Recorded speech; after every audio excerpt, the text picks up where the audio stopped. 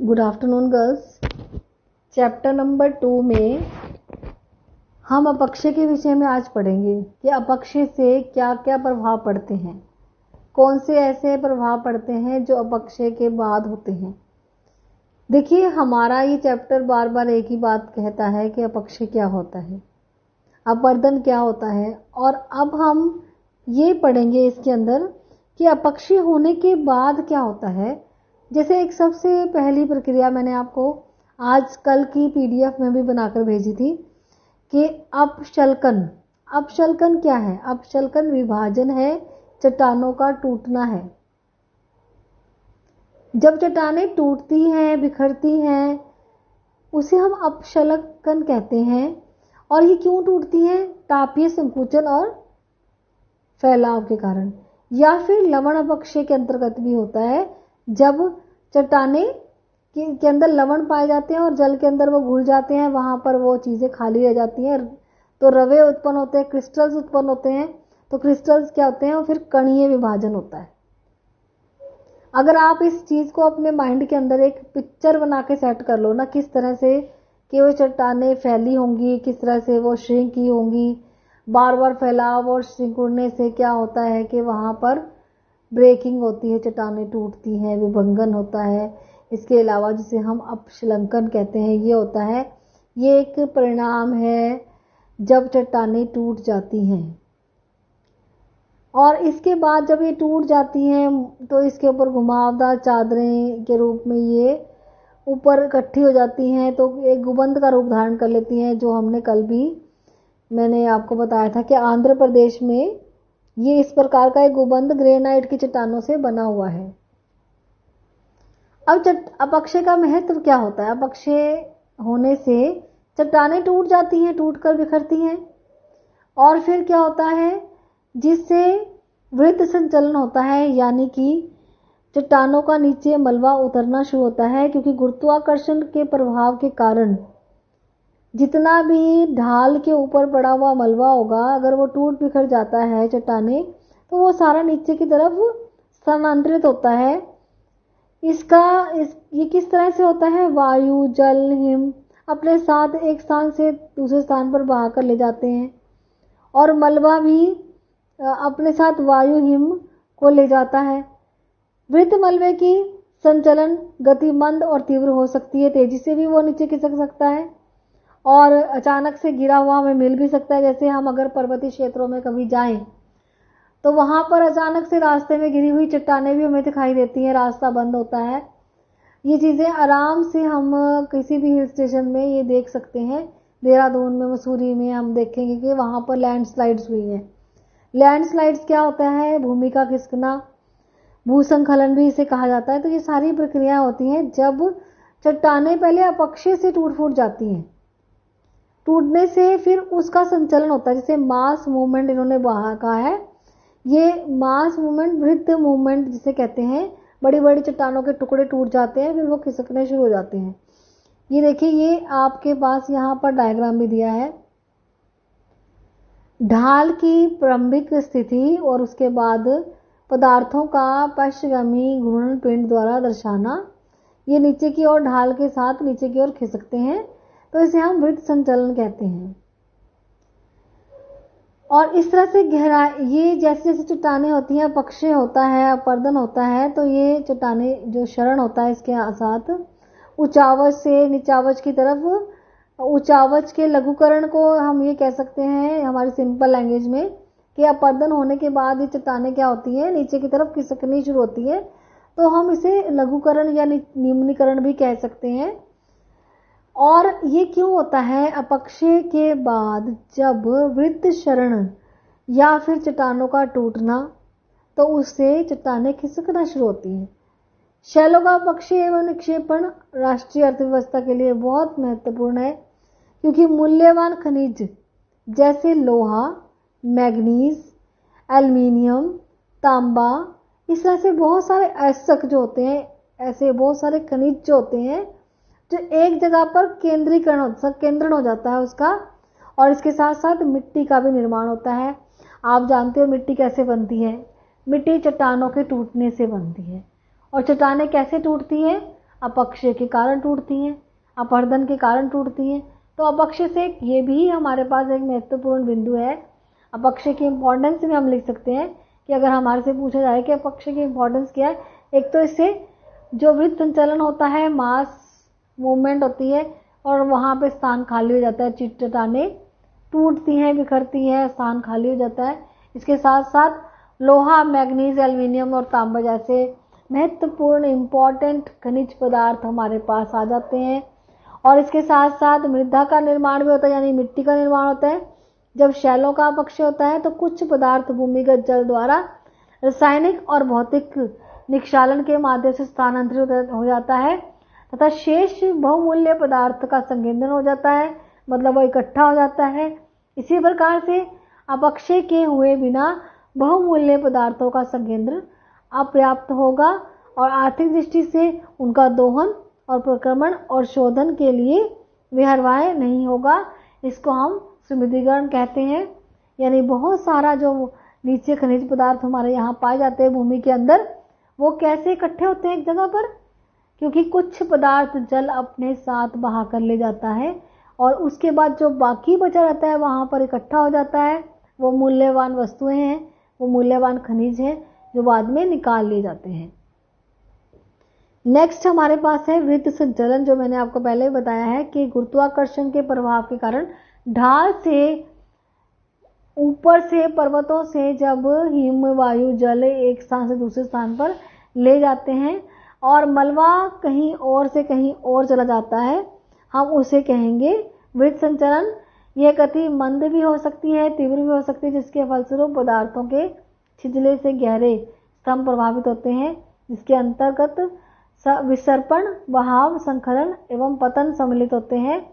विसर्पण का मतलब होता है जब नदी अपने रास्ते में आए हुए सामान को देखकर, मतलब वो उसकी आंखें तो नहीं है कि वो देखकर नहीं, जब कोई भी रुकावट रास्ते में नदी के आती है तो रास्ते अपना रास्ता बदल बदल के नदियाँ चलती हैं, तो ऐसे बल खाकर चलती हैं, जिसे हम विसर्पण कहते हैं। बहाव, संखलन और पतन, टूटना फूटना। संखलन का मतलब है कि भूमि का कुछ हिस्सा टूटकर खिसकना। बहाव का मतलब भी बहना है, विसर्पण का मतलब भी बहना है, लेकिन उसमें थोड़ा मोड़दार बहना होता है। तो विसर्पण, बहाव, संखलन, पतन, ये सब चीज़ें कब होती हैं? जब अपक्षय होता है। गुरुत्वाकर्षण बल आधार शेल एवं अपक्षय से पैदा सभी पदार्थ अपना प्रभाव डालते हैं। यदि वृत्त संचलन के लिए अपक्षय अनिवार्य नहीं है, परंतु यह इसे बढ़ावा देता है। अगर कोई भी चट्टान बड़ी मात्रा में टूटती है तो वो भूकंपों से भी टूटेगी, जरूरी नहीं कि हाँ अपक्षय से ही टूटेगी, लेकिन अपक्षय के साथ इसे बढ़ावा मिलता है, मतलब ये ज़्यादा होता है। वृत्त संचलन अपक्षित ढालों पर अनपक्षित पदार्थों की अपेक्षा बहुत अधिक सक्रिय होता है, क्योंकि जहाँ पर अपक्षय हो चुका है उन ढालों पर वृत्त संचलन ज़्यादा होगा। वृत्त संचलन में गुरुत्वाकर्षण शक्ति सहायक होती है, क्योंकि वो सामान जो है, मलबा या चट्टानों के टुकड़े, वो चल रहे हैं।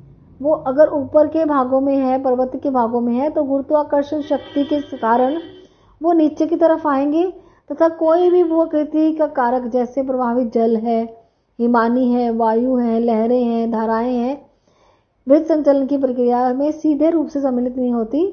इसका अर्थ है कि वृत्त संचलन अपरदन के अंदर नहीं आता। यद्यपि पदार्थों का संचलन एक स्थान से दूसरे स्थान पर होता रहता है, ये ढाल की वजह से होता है। ढाल पर पदार्थ बाधक बलों के प्रति अपना प्रतिरोध प्रस्तुत करते हैं एवं तभी असफल होते हैं जब बल पदार्थों के अपरूपण प्रतिरोधक में महान अंतर होते हैं। असंबंध कमजोर पदार्थ, छिजले, संयंत्र वाली शैलें, भ्रंशन, तीव्रता से झुके हुए संयंत्र, खड्डे, ये सब चीज़ें अगर पर्वतों के रास्ते में खड्डे आ जाएं, भृंगु या फिर तीव्र ढाल है ना, या फिर उसके अंदर तीव्रता से झुके हुए संयंत्र आ जाएं, भ्रंशन आ जाए, मतलब क्रैक्स आ जाएं, छिजले जो कमजोर पदार्थ है वहीं पर जमा हो जाते हैं। और मूसलाधार वर्षा या वनस्पति के अभाव वृत्त संचलन में सहायक होते हैं।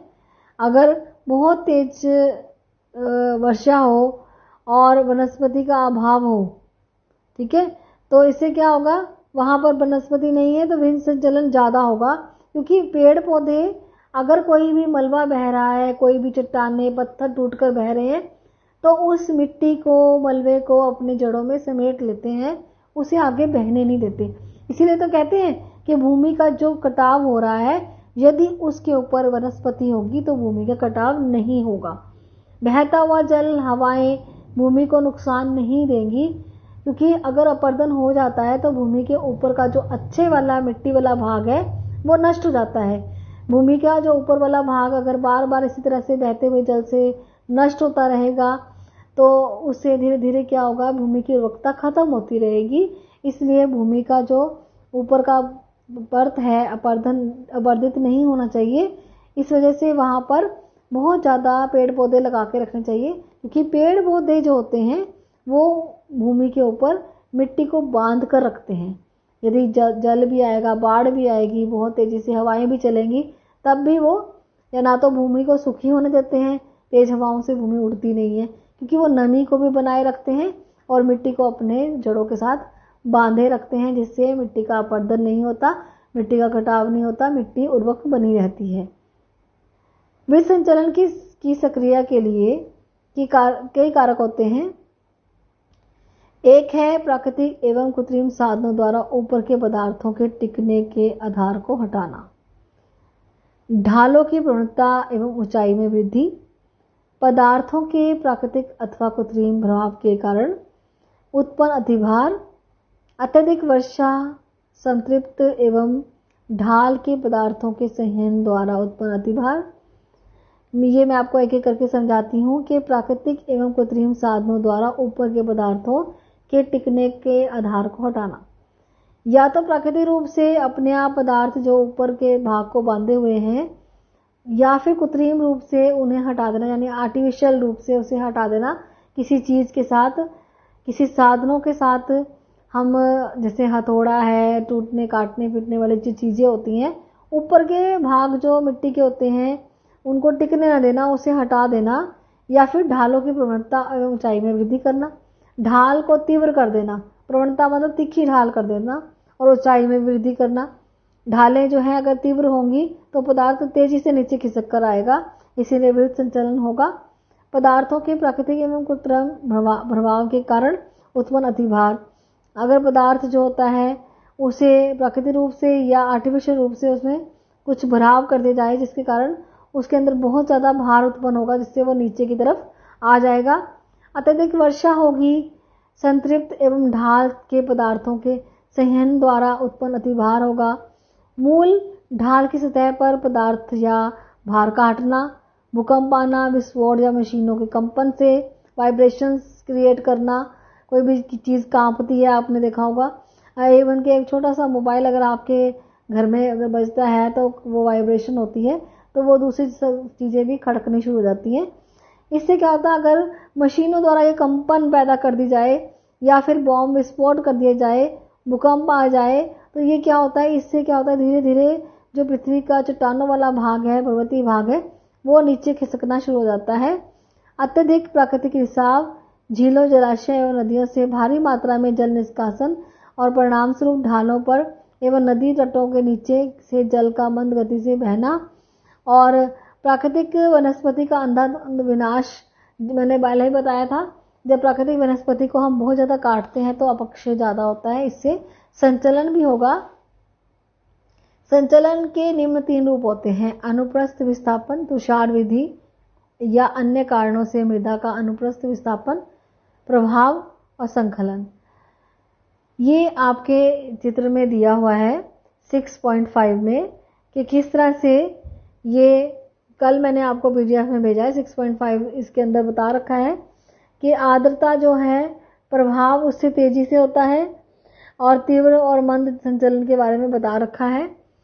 मंद और तीव्र संचलन, विद्युत संचलन 2 प्रकार के होते हैं। मंद संचलन क्या होता है, इसमें पदार्थों का संचलन मंद होता है, मतलब धीरे धीरे से पदार्थ एक स्थान से दूसरे स्थान पर जाते हैं। इसका आभास करना कठिन होता है, ये दीर्घकालिक होता है, इसका पता नहीं चलता कि हो रहा है कि नहीं हो रहा, और इसमें सम्मिलित पदार्थ मृदा शैलों का मलबा हो सकता है, और क्या आपने कभी बाढ़ स्तंभ दूरभाष स्तंभ को अपने लंबवत स्थिति में से झुके हुए या श्रेखंड हुए देखा है? जब आपके आसपास भी कभी भूकंप आता है तो आपने कभी देखा है कि कोई पोल लगा हुआ है, इलेक्ट्रिक पोल, वो झुका हुआ है नीचे की ओर, तो वह मंद विरूपण का प्रभाव है। इसमें सम्मिलित पदार्थों के आधार पर अनेक प्रकार के मंद विरूपण होते हैं, जैसे मिट्टी मंद विरूपण, टाइल्स मंद विरूपण और शैल हिमानी मंद विरूपण होता है, क्योंकि ये शैलें जो होती हैं धीरे धीरे खिसकती हैं, मिट्टी जो बनती है वो भी धीरे धीरे बनती है, और जैसे ही कोई भूकंप आता है तो धीरे धीरे झुकाव होता है पोल का नीचे की ओर, तो वो बहुत तेजी से नीचे की ओर नहीं हो रहा है, तो धीरे धीरे हो रहा है, तो ये इसे हम कहते हैं मंद संचलन। इसी तरह से तीव्र संचलन होता है जो बेहद तेजी से होगा। ये संचलन आर्द्र जलवायु में निम्न से लेकर तीव्र ढालों पर घटित होता है। संतृप्त चिकनी मिट्टी, वो वाली मिट्टी जिसमें पानी बहुत ज़्यादा है, संतृप्त, बहुत ज़्यादा उसके अंदर पानी है, हद से ज़्यादा, या गादी धरातल, निम्न अंशों वाली वेदिकाएं या पहाड़ी ढालों के सहारे निम्नामुख संचलन, मृदा प्रवाह। इस तरह से ये जो तीव्र संचलन है इसमें कीचड़ की तरह बहता है, बहुत ज़्यादा फ्लो होता है। इसका भी कारण क्या है? वनस्पति आवरण का अभाव एवं भारी वर्षा के कारण अपक्षय पदार्थों के मोटे संयंत्र जल से तृप्त होकर एक स्थान से दूसरे स्थान पर तीव्रता से जाते हैं, तीव्रता से बह जाते हैं, क्योंकि बहुत तेज वर्षा हो रही है और कीचड़ की नदियां सी दिखाई दे रही है, कीचड़ का प्रभाव हो रहा है। इस तरह से ये तीव्र संचलन कहलाता है, क्योंकि बहुत तेजी से बहाव होता है, धीरे धीरे नहीं होता है। बाढ़ आती है, भूमि पहले से ही बहुत चिकनी है, ऊपर से बाढ़ आ गई है, तो क्या होगा? उससे बहुत तेजी से होगा। इसके अलावा ऐसे कीचड़ प्रवाह उद्गार या हाल में उद्गारित ज्वालामुखी के ढालों पर बहुधा पाए जाते हैं। ज्वालामुखी राख, धूल, अन्य खंडित तत्व भारी वर्षा के कारण कीचड़ के रूप में परिवर्तित होते हैं। इसमें कीचड़ की तरह बहने वाले को हम तीव्र ढाल कहते हैं। ढालों पर कीचड़ की नदियां जिन्हें जीहा के रूप में प्रभावित होती हैं, टंग, जैसे हमारी टंग है ना, बिल्कुल ऐसे तेजी से बाहर को जैसे हम निकालें, बिल्कुल उसी शेप की बनी हुई नदियां होती हैं। इससे मानव अधिवासों को बहुत हानि पहुंचती है, ये तो आपको पता ही है। इसी तरह से बाढ़ का रूप धारण करती हैं नदियां। बहुत तेजी से मलबा और कीचड़ का प्रभाव बहुत ज़्यादा होता है। दक्षिण अमेरिका के एंडीज एवं उत्तरी अमेरिका के रॉकीज पर्वतों में ऐसे ज्वालामुखी आए हैं, जिसके बाद वो बहुत ज़्यादा कीचड़ का प्रभाव हुआ है। तो ये था हमारे पास तीव्र संचलन और मंद संचलन, जो वृत्त संचलन के भाग थे। इसके आगे हमारे पास भूसंकलन है, ये हम नेक्स्ट कल करेंगे। यहाँ तक आप साथ साथ लेसन को पढ़ते रहिए, कोई प्रॉब्लम आए तो पूछना।